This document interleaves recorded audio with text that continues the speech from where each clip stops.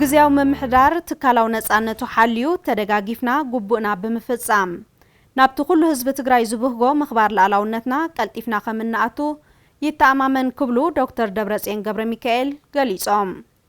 ኣቦ ወንበር ውድብ ሕወሓት ዶክተር ደብረጽዮን ንዝበሉ ማእኸላይ ኮሚቴ ውድብ ሕወሓት ፕሬዝደንት ግዚያው መምሕዳር ትግራይ ኮይኖም ስርሖም ንዝጀመሩ ጀነራል ታደሰ ወረደ ኣብ ዘዳልዎ ናይ ሰናይ ትምኒት መድረኽ እዩ። ግዚያው መምሕዳር ትግራይ ተልእኾታቱ ንምፍጻም ኣብ ዝገብሮ ምንቅስቓስ ሕወሓት ከም ኣካል እቲ ግዚያው መምሕዳር ትካላው ነጻነቱ ሓልዩ ተደጋጊፉ ሓቢሩ ክሰርሕ ምዃኑ ምግላጾም እውን ቤት ጽሕፈት ሕወሓት ሓቢሩ ኣሎ።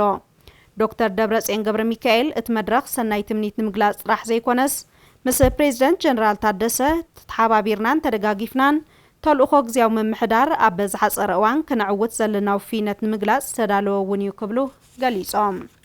ኣብ ትሕቲ ወራር ዘሎ ህዝብናን ላዕላውነትናን ሓራ ንኽወፅእ ዝተመዛበለን ዝተሰደደን ህዝብና ናብ መረበቱ ክምለስ ከምኡ እውን ናይ ሰላምን ጸጥታን ሕውየትን ዳግመ ህንጸትን ስራሕትና ብምስላጥ ህዝቢ ትግራይ ናብ ዝተመረጸ ስሩዕ መንግስቲ ዝኣትወሉ ኩነታት ክመቻቾ ተደጋጊፍና ክንዕውት ድልዋት ምዃንና ንፕሬዝደንት ጀነራል ታደሰ ክገልጽ ፈቱ ክብሉ እውን ተዛሪቦም።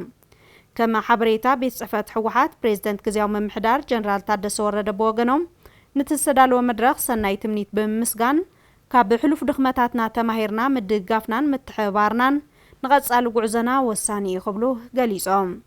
ግዚያው መምሕዳር ኣብ ዝቕጽል ናይ ሓደ ዓመት ጻኒሒቱ በብርባዕ ዓመት ዝከፋፈሉ መደባት ሒዝና ቀዳምነት ንዝወሃቦም ግዳያት ቀዳምነት ሂብና ክንሰርሕ ኢና ክብሉ እውን ተዛሪቦም። ሕወሓትን ግዚያው መምሕዳርን ተሓጋጊዞም ጸገማት ህዝቢ ክፈትሑ ሓቢርና ክንሰርሕ ኢና ዝበሉ ፕሬዝደንት ጀነራል ታደሰ ወረደ እቲ ሕዚ ኣብ ትግራይ ዘሎ ጸገም ዝወለዶ ዓብዪ ጠለብ ህዝብና ክንምልስን ጽቡቕ ኣሰር ክንገድፍን ክንደጋገፍን ግቡእ እዩ ኢሎም ክብል ቤት ጽሕፈት ሕወሓት ኣብ ዕላዊ ገጽ ማሕበራዊ ሚድያ ሓቢሩ።